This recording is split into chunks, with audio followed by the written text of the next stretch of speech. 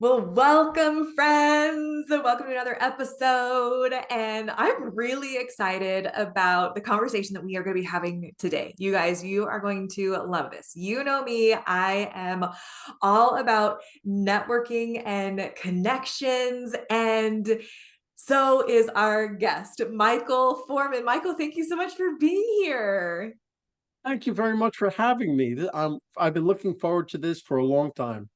Same, same. Well, you guys, a little behind the scenes. So, Michael and I was actually just recently on his podcast, which is a great one. So, definitely we'll put that in the show notes and you can mention that as well. But I'm going to read his bio and then I have a really good question for Michael because we had this really great conversation behind the scenes about what it looks like to ask better questions. And we actually talked about this on his podcast. So, you'll want to go listen to that episode.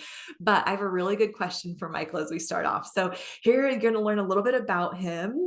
But Michael Forman, he is a celebrated corporate speaker and networking strategist. So he is my people, you guys. He is our people, right?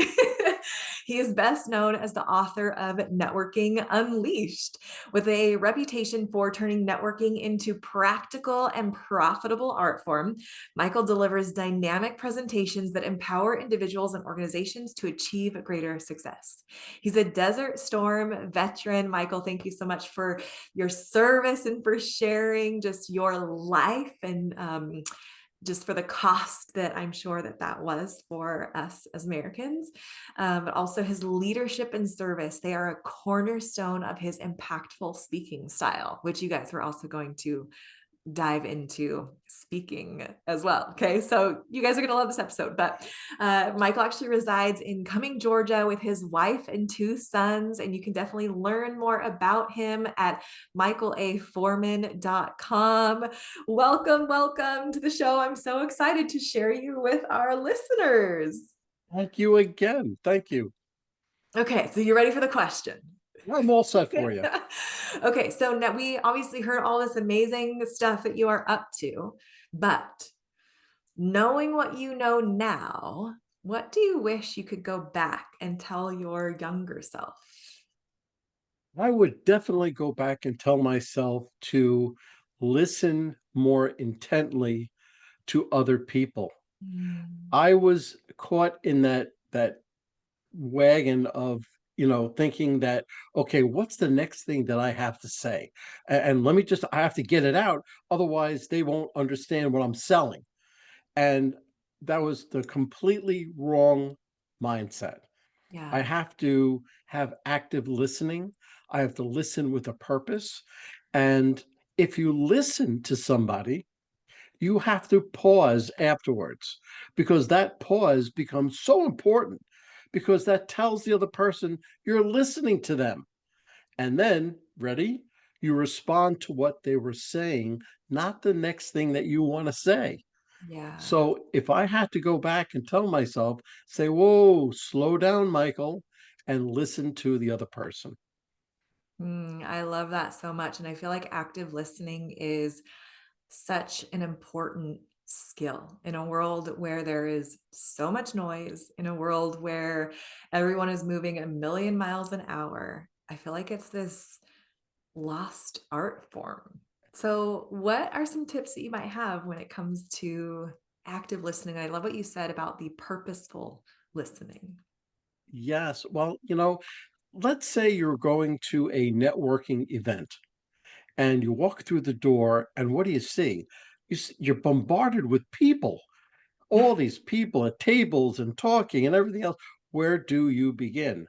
Well, it's a very easy concept, because when you walk up to a table, and I'm saying a table has 4 to 5 people around it talking, a conversation going, you walk up, and the trick is, don't say a word. You don't say a word, because you listen for the conversation. Is this a conversation that I want to be part of or not? Now, if it's not, you haven't said anything yet. So you can very easily bow out very politely, go to the next table. If it is a conversation you want to be a part of, wait for the conversation to come around to you and say something hopefully intelligent. Okay, you're not just babbling. You're going to this event as the professional in your whatever in your industry. Okay, so you have to say something interesting enough where at least one, two, or even three people turn around and respond to what you had to say.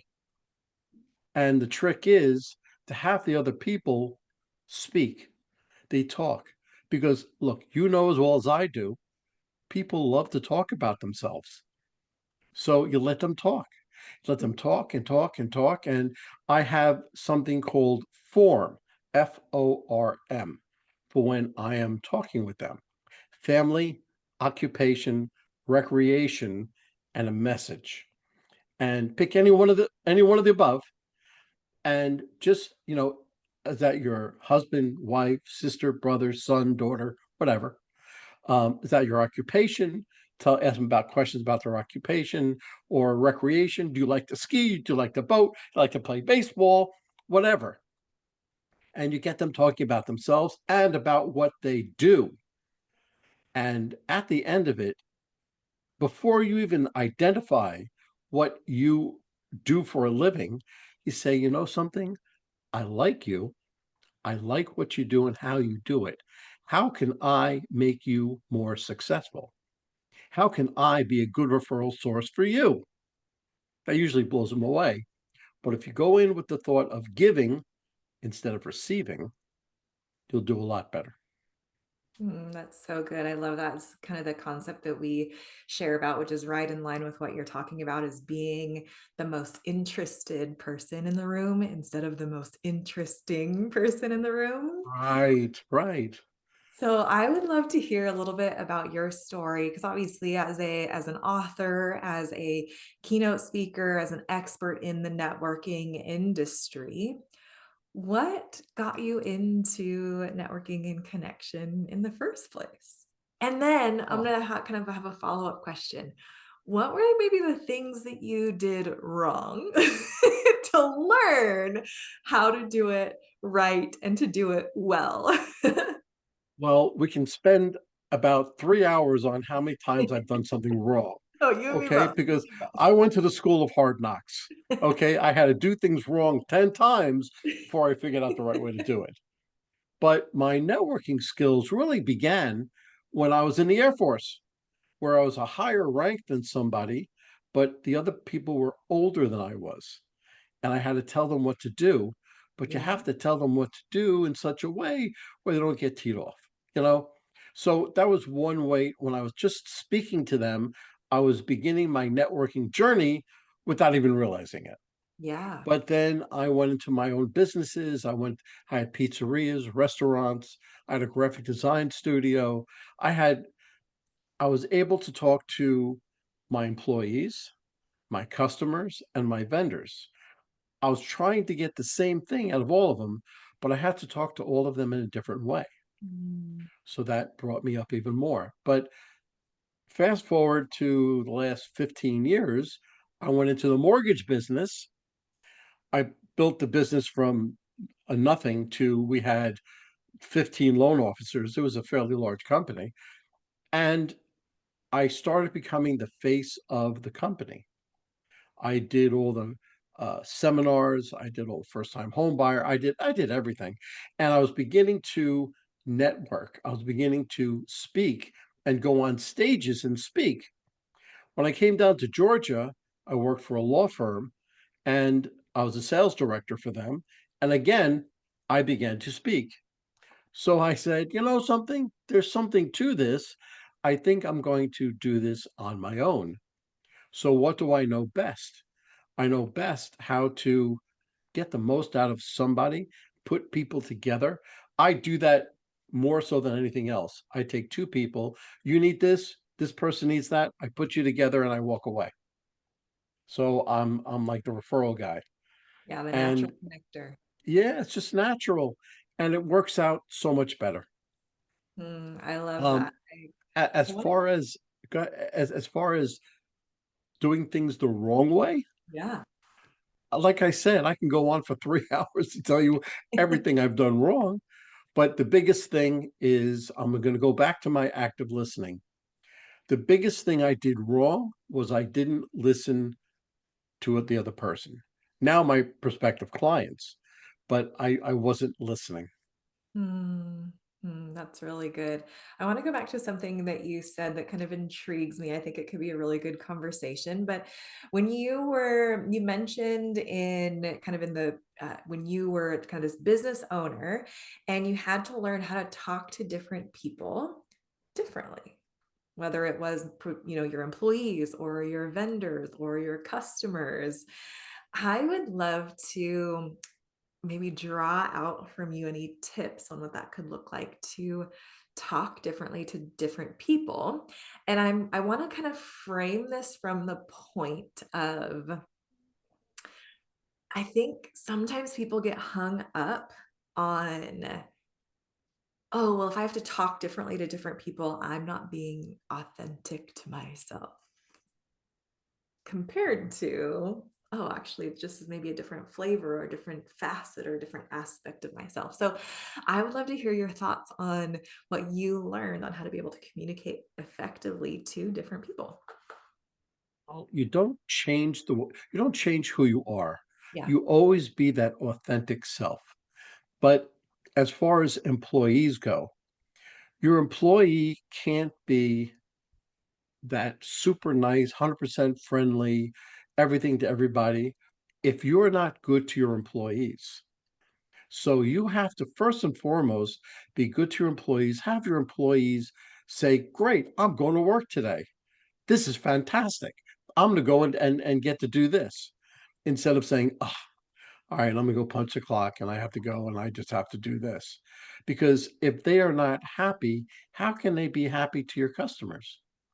So that's the first thing that I learned in being my own boss. I had to make sure. Now, you have to watch out for the employees to take advantage of that. So you have to really, find that middle road.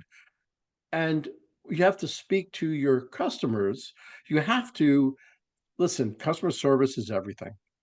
And you have to go above and beyond 10 steps ahead of where you were for customer service. But if it was a confrontation with your employee, there's a saying that the customer is always right. I don't believe that, Mhm. right?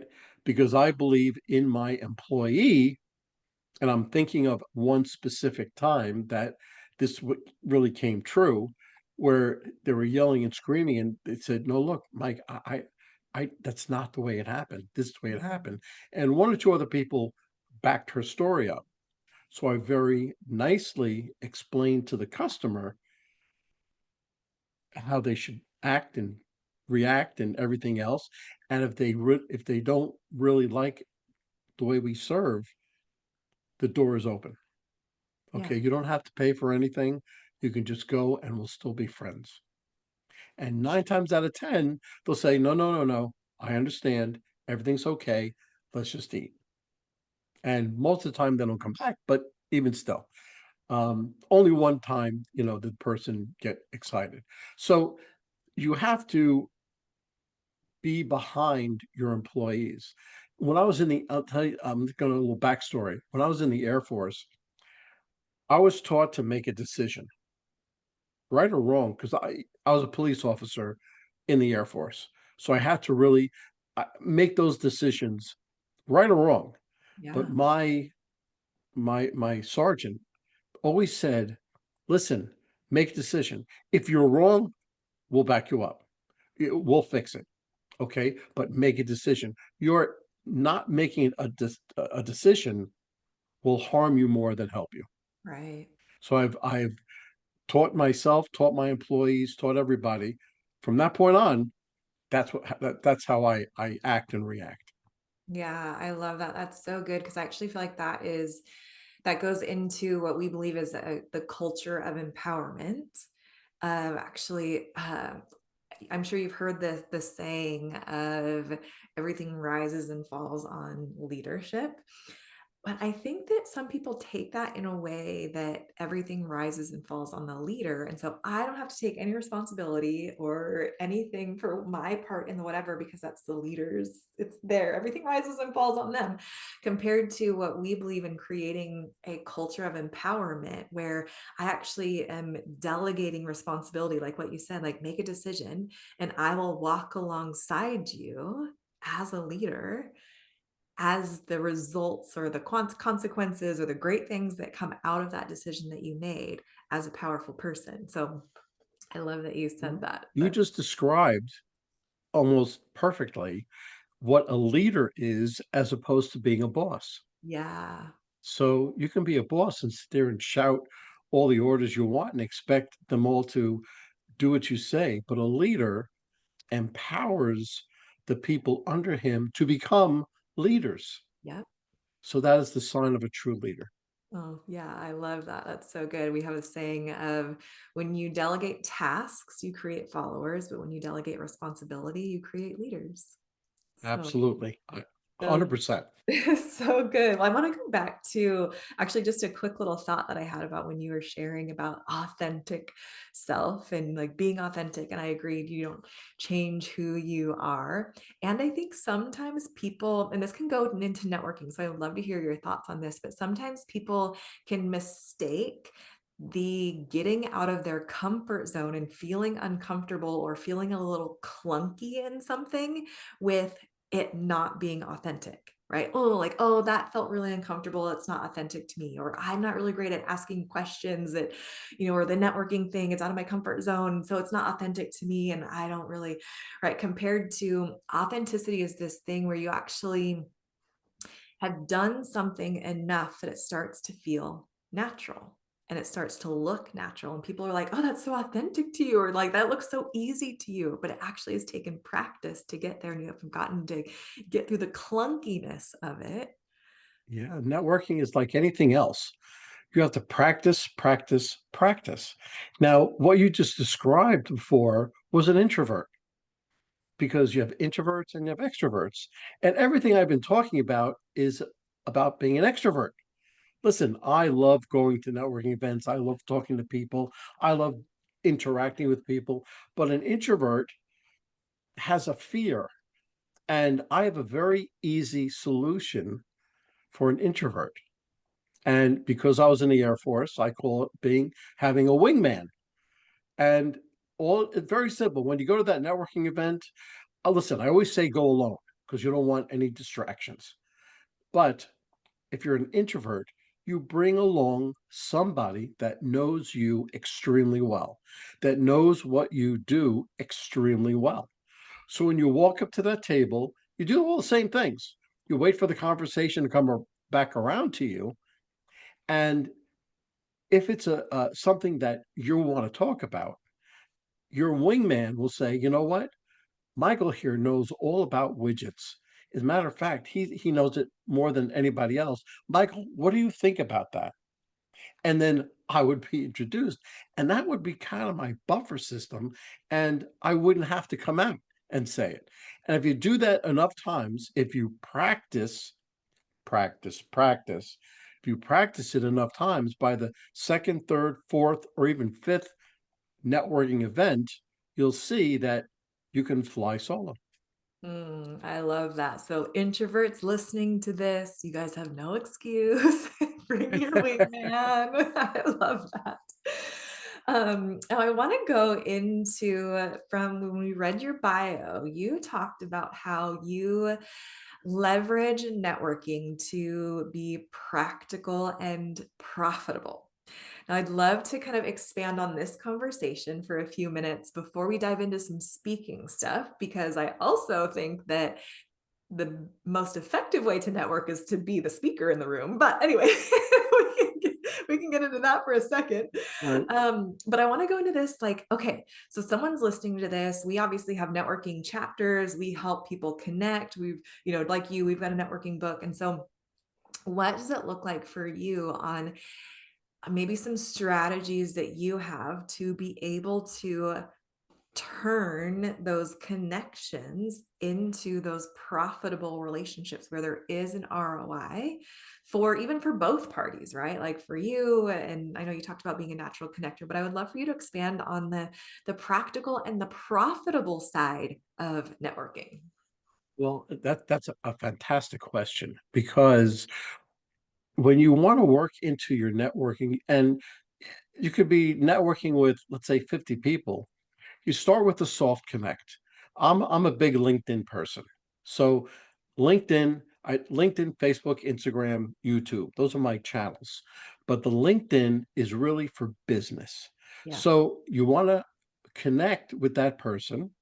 And then when let's say it's a roofing company and you want to do some business with that roofing company, you find an article that would be interesting to that person within the roofing company. You cut out that article, you attach it to your, because you've already connected with them, and you say, look, I just picked up this article. It's very interesting. It's about metal roofs as opposed to asphalt roofs. What do you think? And it's a very good article. But by the way, I did this because I did this myself with a roofing company. And he in return, he's going to say, this was very interesting, but, or this is very interesting, I'm going to look into it. And that is the beginning of your relationship. And soon enough, or you're going to do it enough where he's going to say, well, or why don't you say, why don't we go out for a cup of coffee? Or why don't we just have lunch somewhere? And then that's where you can, because you have to go in again as the expert in your field and you have the answers to his questions. You are a problem solver. You must be a problem solver because otherwise, why would they want you? So you are going to give him an answer or a solution to his problem. Once you start doing that, you're going to start doing business, and that's where the profit starts coming in. And it goes along a bit more than that, but that's the best way to begin. Whether their favorite social media is LinkedIn, Facebook, Instagram, find it. Find their best way to get hold of them and start that. Yeah, I love that. That's so great. Now I want to go back into what we were talking about, how one of another really great, effective way to network very easily is to also be the speaker in the room. I know it's where I've gone into places where, of course, I'm going to network and connect and that kind of a thing. And then just as a participant. And then I've also gone into other rooms where I'm the speaker and then everyone comes to me, which is way easier. So I would love to hear just your journey of, okay, you started these businesses and you started hosting workshops in the mortgage industry and all this different stuff, and now it has evolved into you being this networking expert who also speaks corporately on all this stuff. So what was that journey like for you? The journey, well, I would say if I said it was rocky, you would think that I wasn't successful in what I was speaking about. But when I say rocky, I mean ups and downs. Yeah. So you have plenty of ups and downs, and sometimes you feel you might be the speaker, and I've listen. I've given first-time homebuyer seminars to two people. Yeah. Okay, so but you don't change what you say. Yeah. All right, so now I've given talks to three, four, 500 people, and you don't change. You have to change it. You have to change your voice volumes because you're speaking towards the back of the room, but you have to really figure out what you're saying because you're not just talking to the people in the room, you're talking to their network of people that they're associated with. Yeah. So you might be, and this has happened to me, of course, but I've talked to a room of like 50 or 60 people, and about 3 weeks later, well, a friend of mine heard you speak at this place. I want to talk to you. So okay, that means that what I spoke about resonated with them, they spoke to a friend and a friend needed my services. Yeah. But that's how you have to think about it because you're speaking and you have to be self-deprecating. You have to make fun, tell stories, keep them engaged. And if you make it fun, then you'll get a lot more out of it. That's so good. It's the whole concept of uh, going from being involved in the room to leading the room, and I think that that is really there's an element here that I would love for you to expand on. But what has being a speaker, and for you with your book Networking Unleashed, now becoming an author, what has that done from an influence standpoint or from an expertise standpoint? Because at least for me in my journey, I remember where it was okay, I was in business and I was trying to do the email automation and trying to beat the algorithm and trying to create all this content and trying to do a six-figure launch and like build the funnel and all of these things. But I remember hearing this concept of what one of my mentors, Russell Brunson, he calls it the big domino. And in all of these other business things, the email automations and funnels and social media and content, all this stuff, these are what are called little dominoes. And you're trying to like knock over all these little dominoes when it comes to standing out in business, becoming an expert, being known as that subject matter expert, as a for our girls, like for the category queen, really standing out in their industry.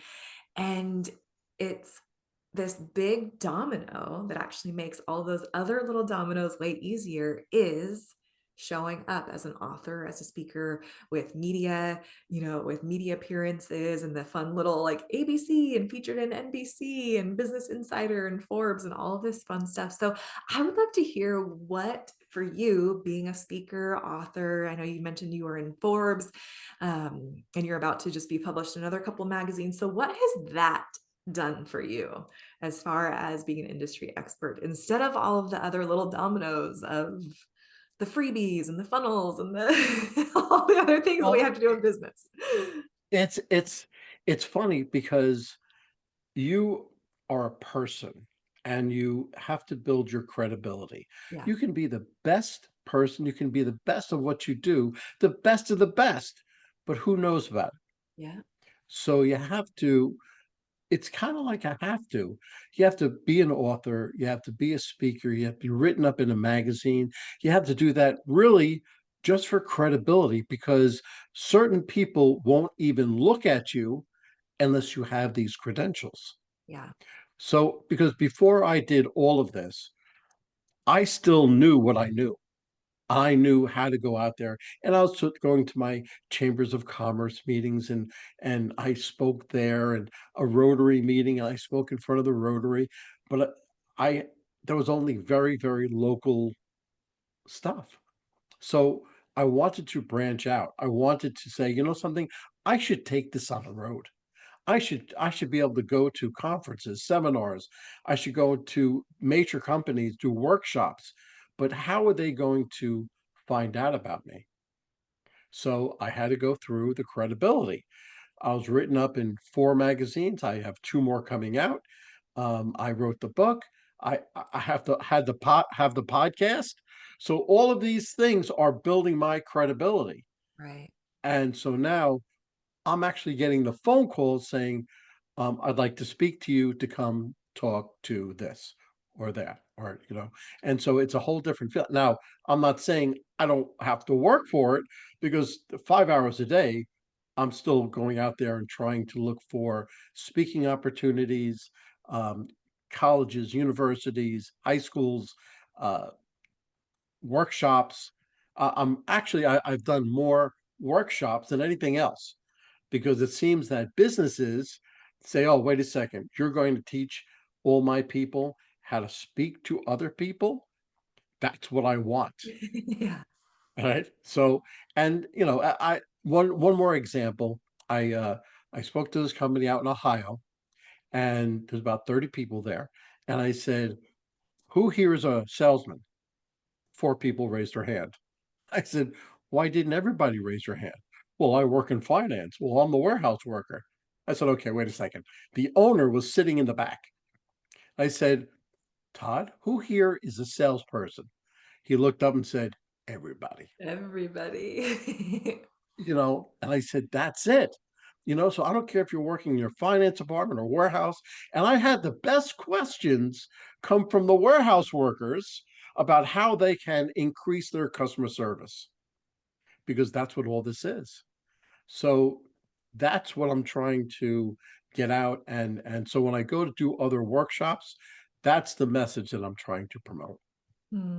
I love that so much. So it really sounds like just that being an industry expert by speaking, author, being published, that was a real game changer for It you. was. Yeah, we can have the best, we can be the best whatever business or marketer or photographer or aesthetics or whatever it might be, but if no one knows about it or if we are not seen as an expert by the public eye. That's exactly correct. Exactly right. Yeah. So I, what was your journey like where you knew that it was time for a book or you knew that it was time to start speaking on a larger scale? about a year and a half ago, maybe 2 years, a year and a half ago, I was working for a law firm in Georgia, and I said, "You know what?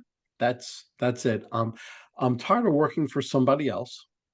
I have to go back, and because I got a taste of working for myself for like 15 years, and then I worked for somebody, and I said, no, no, no, no, this isn't me. It's just not me."